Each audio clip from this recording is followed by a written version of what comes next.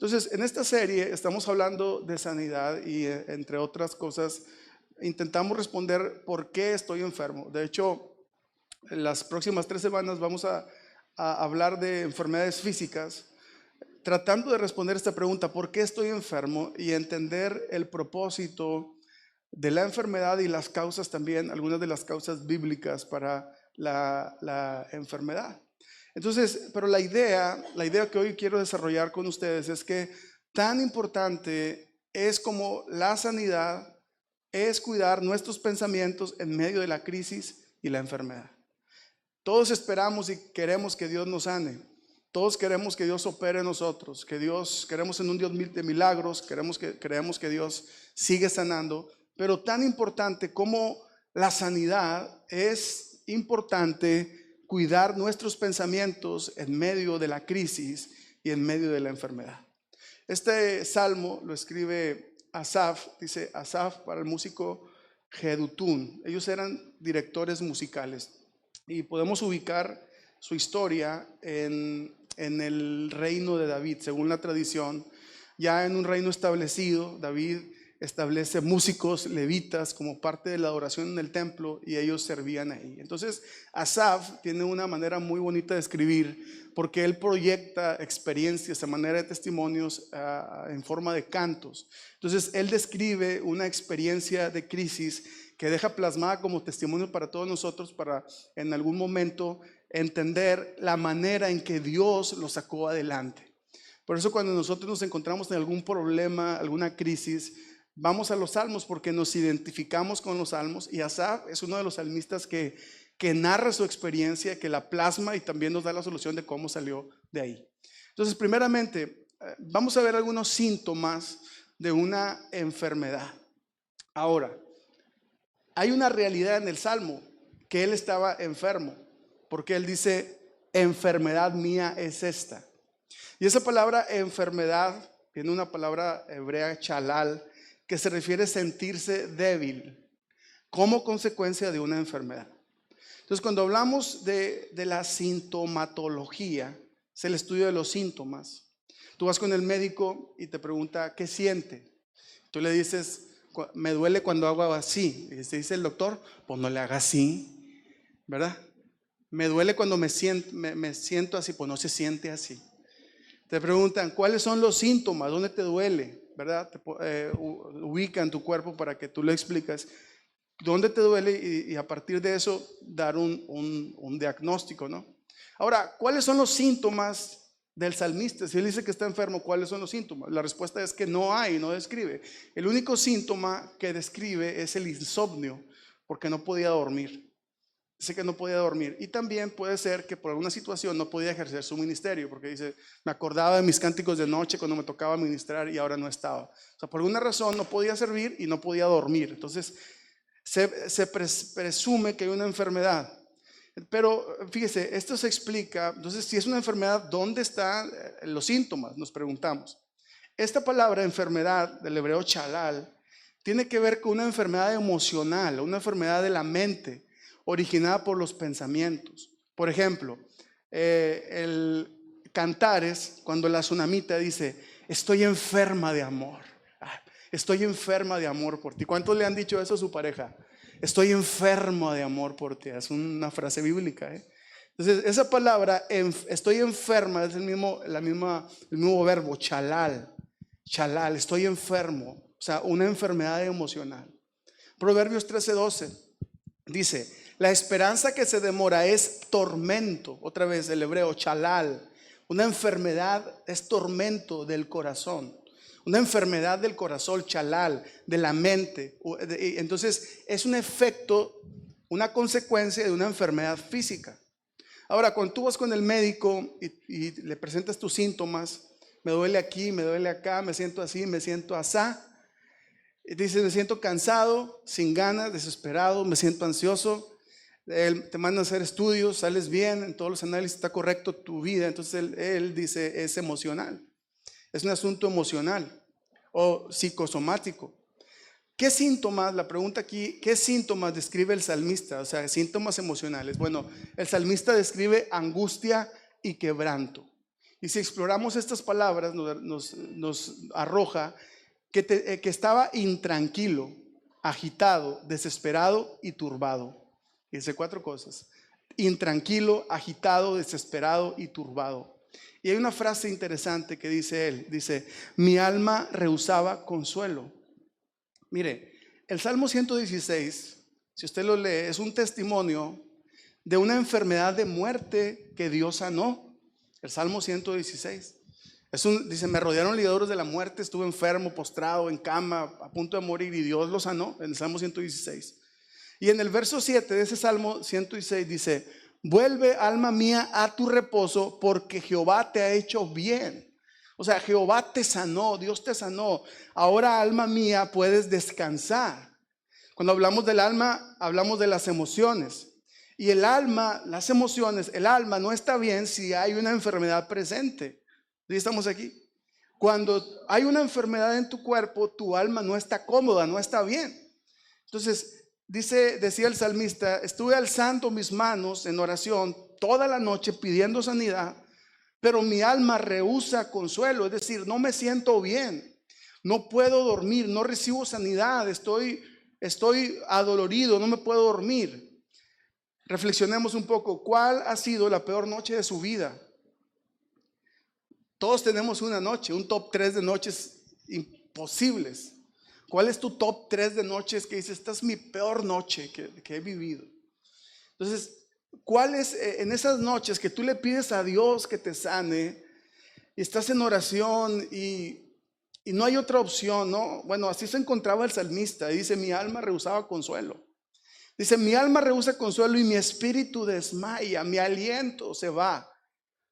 Quiero decirte que cuando estamos enfermos no estamos al 100, porque hay una interconexión entre nuestro cuerpo, nuestra alma y nuestro espíritu. Están conectados. Entonces, cuando usted está enfermo, es vulnerable. Aunque la enfermedad sea física, te afecta espiritual y emocionalmente, es lógico. Yo he hablado con algunas hermanas que se dedican a la visitación, a ese ministerio tan bonito, y les doy una advertencia. Cuando la gente está enferma y tú vas a visitar, está enferma una persona, debes saber que no está al 100 esa persona, ni espiritual ni emocionalmente. No está al 100. Hay algo pasa. Y muchas veces esas personas se expresan de cierta manera. Estoy hablando de hermanas o hermanos de fe, mujeres de fe, hombres de fe, fuertes en la obra del Señor. Y tú dices: ¿cómo es posible que la hermana se esté expresando de esa manera? Bueno, la respuesta es que la hermana o el hermano están hablando desde la enfermedad. No es ella, no es él, porque no están al 100%. No están al 100%. Hay una condición, hay una situación que su alma, sus emociones no se sienten cómodas. Mi papá estuvo 2 años en medio de una enfermedad antes de partir. Y nosotros, una de las cosas que hicimos, una dinámica fue: hablábamos con él a diario y leíamos una parte de la Biblia, un capítulo diario, y reflexionábamos en ese capítulo. Nosotros buscábamos pues que él tuviera ánimo, que él tuviera aliento. Pero el clímax de su enfermedad llegó cuando llegó la trombosis, cuando le dio la trombosis. Fue ahí donde él experimentó la mayor vulnerabilidad. Tenía episodios muy fuertes depresivos, de desánimo, de falta de fe, falta de convicción. Entonces todos nosotros oramos y esperábamos un milagro. Todos orábamos y le pedíamos a Dios por ese milagro, que él se levantara, que volviera a caminar. Estuvo yendo a terapias. Cuando andábamos por allá lo llevábamos a terapias con la expectativa de que se levantara, pero el milagro nunca llegó. Dios no lo sanó. Dios había determinado que se lo iba a llevar, iba a partir. Pero ¿sabe cuál fue el milagro? El milagro que yo pude ver en papá es que, a pesar de que él tenía una tendencia hacia la depresión, hacia el desánimo, a pesar de su tendencia natural, nunca perdió la fe. Su espíritu estaba fortalecido y predicaba. Lo invitaba el pastor a predicar y se emocionaba, y así en silla de ruedas predicaba. Entonces, el milagro que yo vi en papá, cómo vi la gracia de Dios en medio de la enfermedad, es que aunque su alma y su espíritu estaban desfallecidos por la enfermedad en su cuerpo, la gracia del Señor lo estaba levantando. Entonces, en la realidad, hermanos, es que en la enfermedad somos espiritual y emocionalmente vulnerables. Esa es una realidad. Pero en medio de la enfermedad y de la crisis y de la situación, el Espíritu Santo nos levanta, su gracia nos levanta, nos anima, fortalece nuestra fe para seguir adelante en la enfermedad. Pero es necesario cuidar algo. ¿Qué tengo que cuidar? Mis pensamientos intrusivos. Fíjense que es una palabra que está de moda. Pensamientos intrusivos. El otro estaba un niño frente a un abanico y lo decía el reel. Un pensamiento intrusivo. Estaba el niño así y le metió el dedo, hermanos. O sea, como que su mente le dijo, mete el dedo, o sea, y le hizo caso a sus pensamientos. Entonces habla de pensamientos intrusivos. Investigué qué era esto. Fíjese, son ideas, imágenes o impulsos no deseados que aparecen en la mente de forma inesperada y que pueden causar incomodidad o ansiedad, preocupación o angustia. ¿De qué manera se presentan los pensamientos intrusivos en la enfermedad? ¿De qué manera? Me voy a morir. Me voy a matar. ¿Qué te dice tu mente? Porque la mente siempre se ubica al peor de los casos. No la vas a hacer. La mente siempre se va al peor de los casos. Yo les platico que una vez me salió una bolita en la pierna, así. ¿Qué es lo que tu mente te dice? Y buscas en internet, ¿qué te dice ahí Google, la IA? Cáncer, un tumor. Son venitas, cabezas de venitas que aparecen, ¿no? Es algo genético. Entonces siempre tu mente se va a enfocar hacia el peor de los casos. Fíjate cuáles eran los pensamientos de Asaf. Fíjate. Dice él, yo estaba inquiriendo, investigando, meditando, inquiriendo. Pensamientos intrusivos, fíjese. ¿Desechará el Señor para siempre y no volverá más a hacernos propicio? ¿Ha cesado para siempre su misericordia? ¿Se ha acabado perpetuamente su promesa? ¿Ha olvidado Dios el tener misericordia? ¿Ha encerrado con ira sus piedades? Y lo Shelah, detente y medita. Esto vale la pena meditarlo, te dice el salmista. 4 frases en resumen. Dios ya no nos quiere, somos unos apestados, literalmente se dice. Fallaron sus promesas.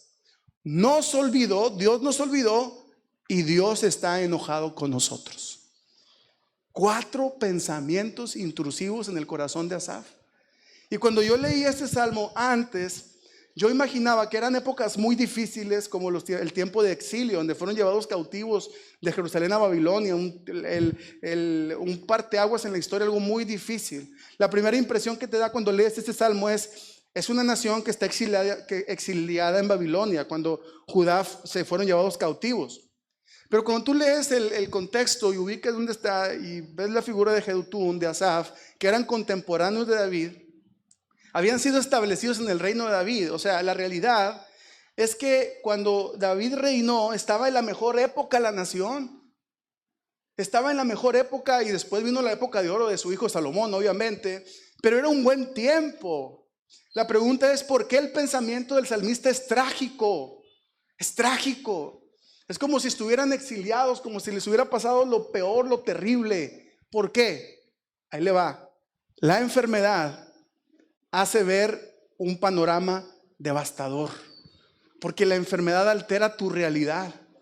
Hay una nube emocional que no te permite ver con claridad la realidad, no piensas con claridad y todas las cosas que pasan, todas las cosas que te suceden son agravantes, son demasiado difíciles, son demasiado pesados. ¿Por qué? Porque tienes una enfermedad, estás luchando con algo en tu cuerpo, de manera que todo tu panorama es turbio. Todo lo que ves es negativo, todo lo que ves es desalentador, todo lo que ves es extremadamente malo, porque hay un problema en tu cuerpo. Y aquí el problema es que la enfermedad también puede alterar la visión que tienes acerca de Dios. Estos pensamientos del salmista niegan el carácter de Dios o son contrarios al carácter de Dios. ¿Por qué? Porque decía el salmista, ya no nos quiere, Dios ya no nos quiere. Y la Biblia dice que Dios es, no sé, 1 Juan 1:8, Dios es, no dice eso. 1 Juan 4:8, ¿qué dice? Dios es amor, es su esencia. Tú dices en la enfermedad, Asaf decía, Dios ya no nos quiere, pero la Biblia dice que Dios es amor, su esencia es el amor, Él te ama. Asaf decía, Dios nos falló, pero la Biblia dice que Dios es fiel. Él es fiel a su palabra. Él establece un pacto. Es fiel al pacto, a su contrato. Él no falla, aunque nosotros seamos infieles. Él permanece fiel porque Él no puede negarse a sí mismo, negar su naturaleza. Él sigue siendo fiel. Dice Asaf, nos olvidó el Señor, como cuando Noé estaba en el arca. Y dice la Biblia que estando varios días ahí, como un año en el arca, y se acordó Jehová de Noé. Como si un día Dios envió el diluvio, le dio la instrucción a Noé, se montaron en el arca y a Dios se le olvidó. TDA de Dios, TDA divino, quién sabe. Y de pronto Noé, ¿verdad? Ay, se me olvidó Noé, allá está encerrado, allá está en el arca. Como cuando yo dejo las tortillas ahí, las dejo, las pongo y me voy y se me olvida. Y de repente una humadera y mi esposa, las tortillas, ahí voy, ¿verdad? Así piensa Asaf. Se le olvidó Dios. Dios nos perdió la pista. A Dios se le olvidó que estamos aquí. Pero ¿cuál es su naturaleza? Dice la Biblia que Dios es omnisciente y omnipresente, que Él está en todo tiempo, en todo momento, sin que el tiempo ni el espacio determinen su acción en favor de nosotros. Eso es omnisciente, omnipresente. Él habita en las alturas y en la santidad, pero también con el quebrantado y humilde de espíritu. Esa es su naturaleza. No nos ha olvidado, está contigo. Dios está enojado, decía Asaf. Pero la Biblia habla de la misericordia de Dios. ¿Qué dice la Biblia acerca de la misericordia de Dios? Que Él es grande, amplio en misericordia. Pero estos pensamientos, en medio de esa crisis, esos pensamientos intrusivos, crearon sentimientos contra Dios de parte del salmista. ¿Sí? Entonces, tú te preguntas, ¿por qué Dios no me sana? ¿Por qué Dios no me sana? Si Él sana, ¿por qué Dios no me sana? ¿Por qué Dios no sanó a mi papá? ¿Por qué Dios no sanó a mi mamá? ¿Sí? ¿Por qué Dios no me ayuda en este asunto? ¿Será que está enojado conmigo? ¿Estoy maldito? ¿Estoy salado? Y cuando hablamos de relaciones interpersonales, decimos, estás enfermo y dices, nadie me quiere, nadie se acuerda de mí, a nadie le importo, mejor para ellos si me muero, ya que me echen tierra de una vez. Si no piensas así, no, pastor, yo no. Bueno, qué fuerte es usted. Pero la gran mayoría de los pensamientos se posan en nosotros, son así. Pensamientos intrusivos. Hablando personalmente, soy un inútil, soy una carga, no sirvo para nada. Mejor le digo a Dios que me lleve, que me quite la vida. Soy una carga para mi familia. Pensamientos que se apropian y se adueñan de tu mente y agravan la situación, agravan la enfermedad. ¿Qué tengo que cuidar? Esos pensamientos que están en ti, en tu mente. Esos pensamientos agravan la situación. Ahora, como hijos de casa, ¿cómo afecta mi mente ese estado de mi papá? O sea, ¿cómo afecto yo la fe de mi familia, la fe de mis hijos con esas palabras?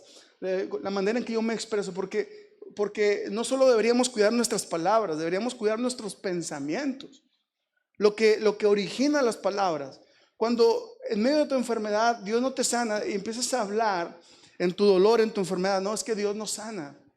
Y tus hijos escuchan que Dios no sana. En la crisis económica, es que Dios no me provee, Dios no provee. Y tus hijos se quedan con esa enseñanza, en esa crisis, que Dios no provee. En un proceso legal, Dios no nos defiende, Dios no nos ayuda, Dios no nos abre puertas. ¿Sí? Entonces tus hijos que se quedan con esas ideas, cuando te sientes inseguro, Dios no nos protege, Dios no protege. Pero todos esos pensamientos son contrarios a la naturaleza del Padre. ¿Cuál es el título o el nombre que pudiéramos decir? Este es el nombre de Dios. Conocemos por Jehová. La palabra Jehová es una composición de dos palabras. Yo soy el que soy, Adonai, Elohim. Pero el título que más representa la naturaleza de Dios es el título de Padre. Un Padre que protege, que cuida, que provee, que defiende, que ayuda. Ese es el título que más representa el carácter de Dios. Entonces, cuando estamos en enfermedad, nosotros solemos pensar contrariamente a la naturaleza de Dios porque estamos vulnerables. Estamos vulnerables, tenemos que tener cuidado de eso. A pesar de que estamos enfermos, Dios sigue siendo Dios. Dios sigue siendo bueno, Dios sigue siendo fiel, Dios sigue siendo poderoso. Su brazo no se ha cortado para sanarnos. ¿Verdad que sí? No se me duerma. Ahora, de pronto, en el versículo 10 llega el punto de inflexión el salmista y le cae el 20. Y dice, esta enfermedad es mía. Pues obvio, pues ni modo que mía, ¿verdad? Te enfermas tú, pues no es mi enfermedad, es tu enfermedad. Cuando dice es algo mío, se refiere a lo siguiente: es algo que estoy produciendo yo mismo. Ese escenario, ese panorama, esa idea está agravando la situación y yo mismo me estoy enfermando. Estoy agravando la situación, estoy agravando la crisis, estoy agravando la enfermedad. Entonces, cuando hablamos de un punto de inflexión en las matemáticas es una curva que va en ascenso y de pronto se detiene y la parábola empieza a bajar y empieza a descender. Bueno, ese punto donde se detiene a no ir más arriba se llama punto de inflexión. Necesitamos ponerle fin a esa curva de desánimo, a esa curva de pensamientos de angustiantes, preocupantes, porque nos está llevando a un estado de desesperación, está agravando la situación en tal punto. La pregunta es, ¿cómo ponerle fin a ese ascenso, a esa curva? ¿Cómo hacerlo para que descienda? Bueno, vamos a hacer lo mismo que Asaf. ¿Cómo le hizo Asaf para detener el avance de esos pensamientos intrusivos? Lo interesante de los salmos es que no solamente te explican el problema, sino que te dan la solución. Te dicen cómo salieron adelante. ¿Cómo? Número 1, discernir. No eres tú, soy yo. Estoy atravesando un proceso de enfermedad. Es mío, es mío. No es tu marido, ¿sí? No es tu esposo. No son tus hijos. No es tu esposa. No es tu jefe. No son tus papás. No es el pastor. Es mío. ¿Me explico? Te cae el 20. Es mío, soy yo. El del problema soy yo. Es algo que está en mi interior. Todos nuestros problemas los proyectamos hacia afuera. Hacia afuera. Pero cuando discernimos que hay un problema en mi interior, entonces discernimos, no es nadie, soy yo mismo. Es un problema que está en mí, que necesito resolver. Entonces, tu pareja no es el enemigo. Tus hijos no son los enemigos. Es un problema que está dentro de ti. Es algo que debes solucionar, que está dentro de ti. Entonces tú necesitas hablarlo. Cuando descubres que el problema está en ti, lo hablas.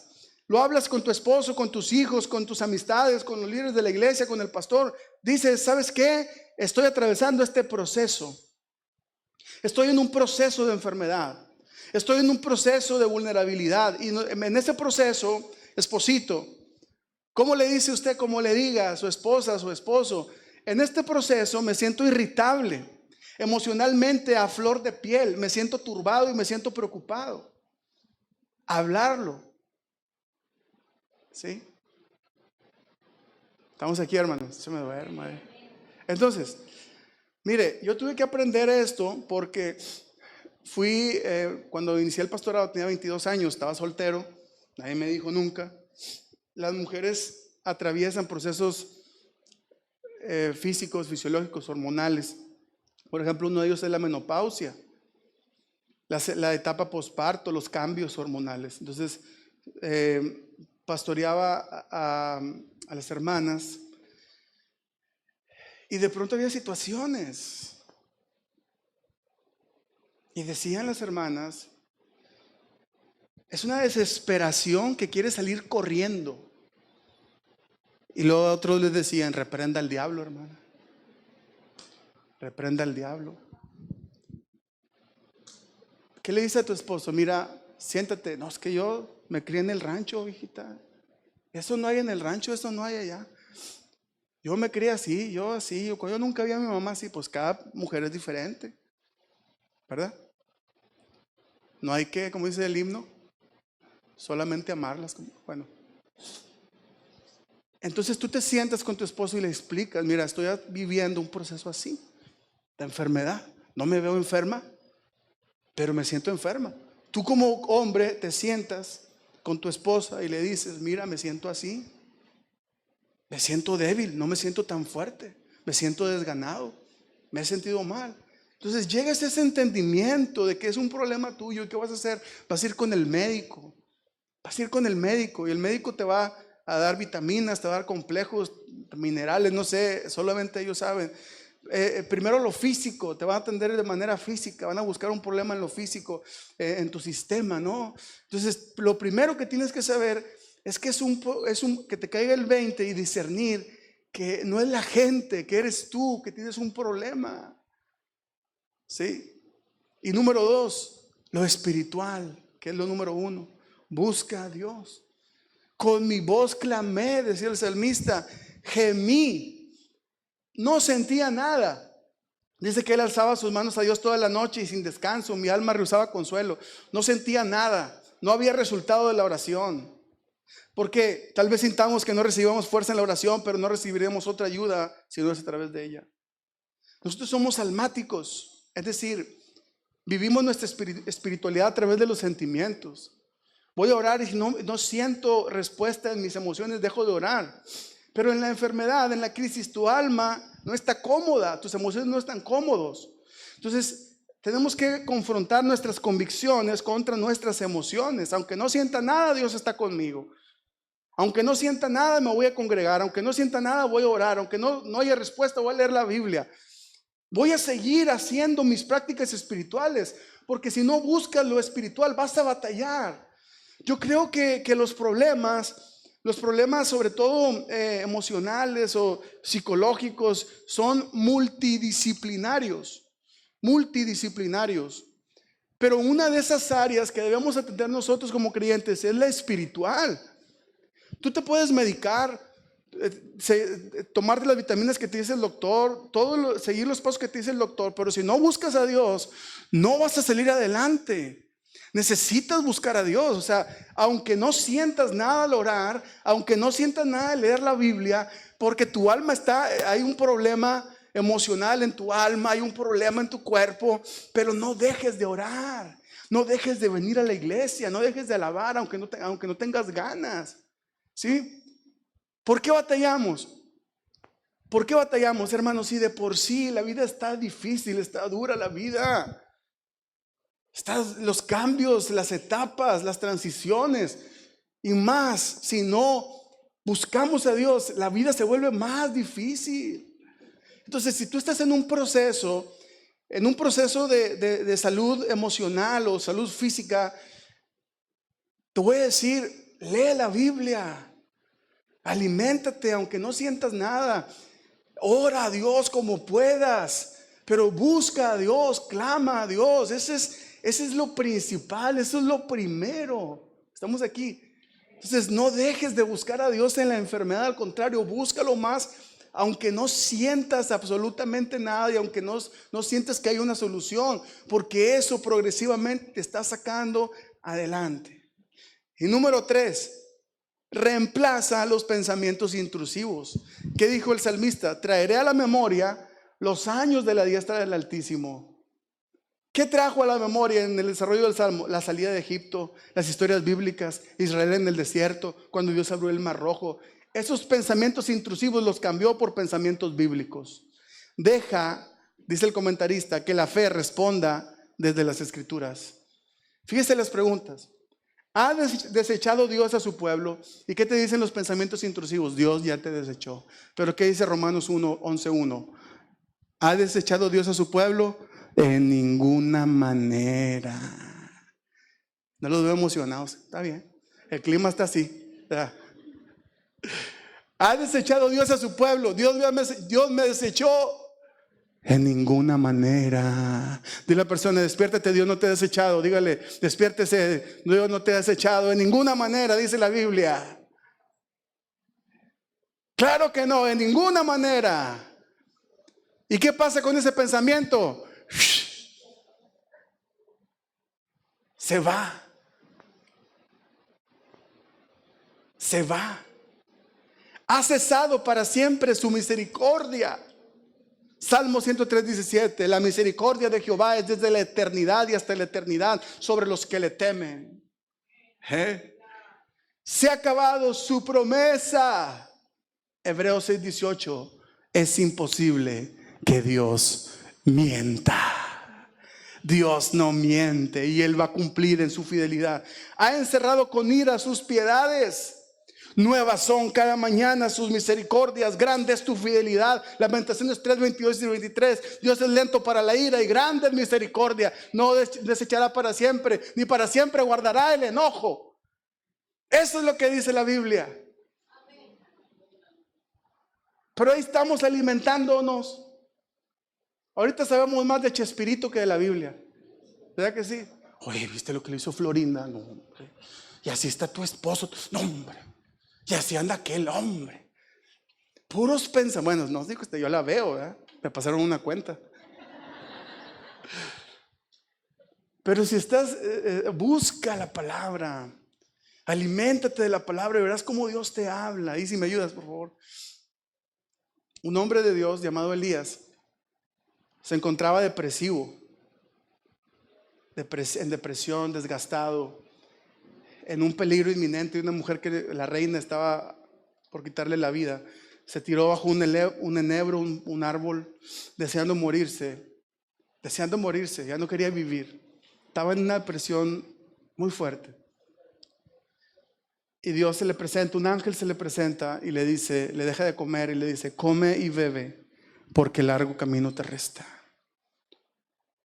Tienes que comer y tienes que beber y tienes que alimentarte y tienes que levantarte y tienes que hacer ejercicio y tienes que prepararte y tienes que activarte, porque esta vida no termina aquí. Esta vida no termina. Largo camino te resta. Come y bebe porque largo camino te resta. Levántate. No te quedes ahí tirado. Levántate, haz algo.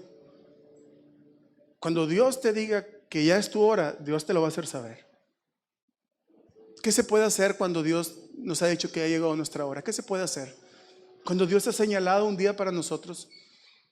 Mi papá decía un texto de Pablo que dice: yo ya estoy para ser sacrificado y el día de mi partida está cercano. Papá sabía, estaba consciente. Cada uno sabe el día que va. Dios parece que, bueno, no en todos los casos, pero cuando ha llegado tu hora, ¿no? Pero mientras llegue ese día, come y bebe porque largo camino te resta. Ahorra para el futuro, haz ejercicio, come bien, aliméntate bien, pensando que vas a vivir 100 años, aunque solo vivas 50, aunque solo vivas 70, 80, 90, pero tu mente es: no moriré, sino que viviré y contaré las obras de Jehová. Elías, Dios va y lo ministra y él le dice a Dios: todos tus profetas han sido asesinados, solo quedo yo, estoy solo, Señor. ¿Y qué le dice la divina respuesta? Me he reservado 7,000 que no han doblado su rodilla. ¿Qué le dijo Dios? No estás solo, Elías, no eres el único, hay un ejército que yo he reservado. En medio de tu crisis y tu enfermedad y tu problema, no estás solo. Dios ha levantado gente que te ama, gente que te quiere, gente que está orando por ti. Pablo, 2 Corintios 1, 8 al 10, narra una experiencia en Asia y dice: fuimos abrumados sobremanera más allá de nuestras fuerzas, de tal modo que aún perdimos la esperanza de conservar la vida, pero tuvimos en nosotros mismos sentencia de muerte, para que no confiáramos en nosotros mismos, sino en Dios que resucita a los muertos, el cual nos libró y nos libra, y en quien esperamos que aún nos librará de tan grande muerte. Y Hechos 27 narra la experiencia de un viaje en un barco donde un huracán llamado Euroclidón despedazó la nave. Se fueron a una isla, ahí perdieron el control, sus capacidades fueron rebasadas. Se vino tempestad sobre tempestad. Y dice Pablo, ya habíamos perdido toda esperanza de salvarnos. Y en medio de su desesperanza, un ángel se le aparece y le dice: Pablo, ten ánimo, porque aún tienes una cosa que hacer. Tienes que comparecer ante César, y yo te doy a todos la tripulación contigo. Así que Pablo les comunica el mensaje y le dice: tengan buen ánimo, ninguno de ustedes morirá, porque Dios se ha preservado algo conmigo. Tengo todavía algo que hacer. Cuando has perdido toda esperanza, te invaden los pensamientos intrusivos. Médicamente han llegado al límite, los médicos han hecho todo y no hay solución. No pueden controlar la situación.